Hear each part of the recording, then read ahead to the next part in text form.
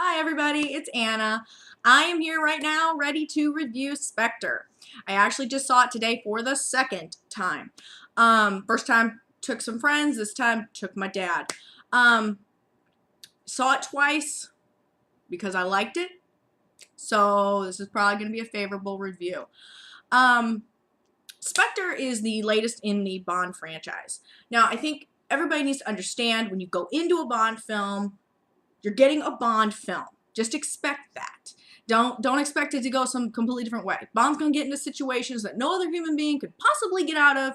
He's getting out of them. It's Bond. It's what he does. He's going to seduce the ladies. It's what he does. You just expect those things from a Bond film. And this one does not disappoint. He gets himself in all kinds of trouble. I love the addition of Christoph Waltz's character. I won't give away too much because I'm not a huge fan of spoilers. David Bautista is incredible as always. He is in the type of role he belongs in. He is amazing at them. He is the bad guy. He is scary, and you never know what he's up to.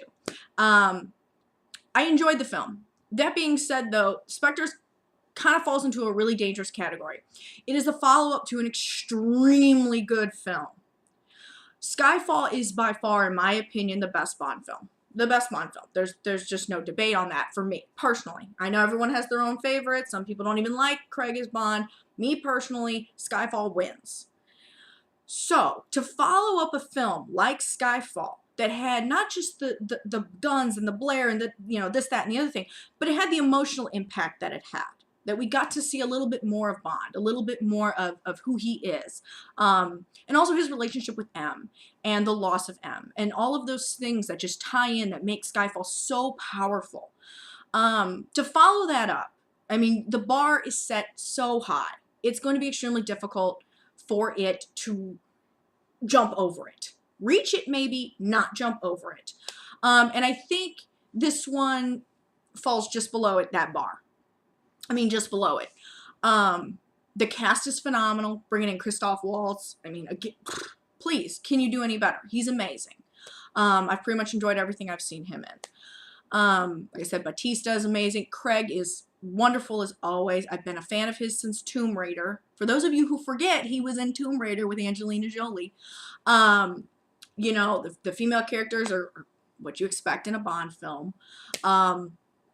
But I think one of the problems that I ran into personally was Spectre, the evil organization, didn't feel as menacing as I hoped it was going to. I felt a little let down by it. It seemed like Bond was always in control. Maybe he did, maybe he didn't, but that's how it felt. It felt like Bond had control, even when, honestly, he shouldn't have had control of what was going on. The other issue I had is with the character C, played by, make sure I have this right, Andrew Scott. Big Andrew Scott fan. Okay? I love him. If you've ever seen the TV show Sherlock, you know why I love him. He is the perfect back and forth with Benedict Cumberbatch. Perfect. He's the perfect Moriarty. Okay? To Benedict Cumberbatch's Sherlock. That being said, while watching Spectre, I saw Moriarty. He brought Moriarty to this character. And I think that's a huge problem for fans of the series. Because when I'm watching this, I'm thinking, okay, this is C, this is a different character, but the way he's playing it, the way this type of character is, it's Moriarty. Good and bad. I would love to see Moriarty in a Bond film. I'd love to see Sherlock Holmes hang out with Bond. That would be interesting. I'm just saying. I don't think it'll ever happen, but it would be interesting. But it took me out of it because I was like, why is Moriarty in the Bond film? It took me out of it. And I think that character could have been done a little bit differently.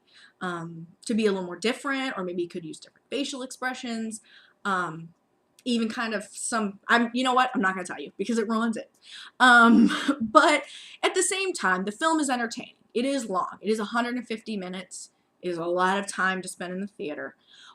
But it keeps you interested the entire time. It really does. So at the end of the day, when you sum everything up, I'm going to give it 4. I'm going to give it 4 out of 5 wine glasses. Okay? Which indicates that I really enjoyed it. And had I had wine in the theater, it would have even been better. But it was with my dad. Shouldn't have brought wine. So the end of the day, Spectre, you guys did a great job. Craig, Batista, Fiennes, all of you, top tier, wonderful as always. But again, some minor flaws. So you're getting 4 out of 5. So that's 4 wine glasses for you. And I'm looking forward to more. I want more Daniel Craig James Bond. So keep making them. Keep making our Bond fans happy. And we will keep showing up at the theater. So that's my review. I love you all. Mwah! Have a lovely night.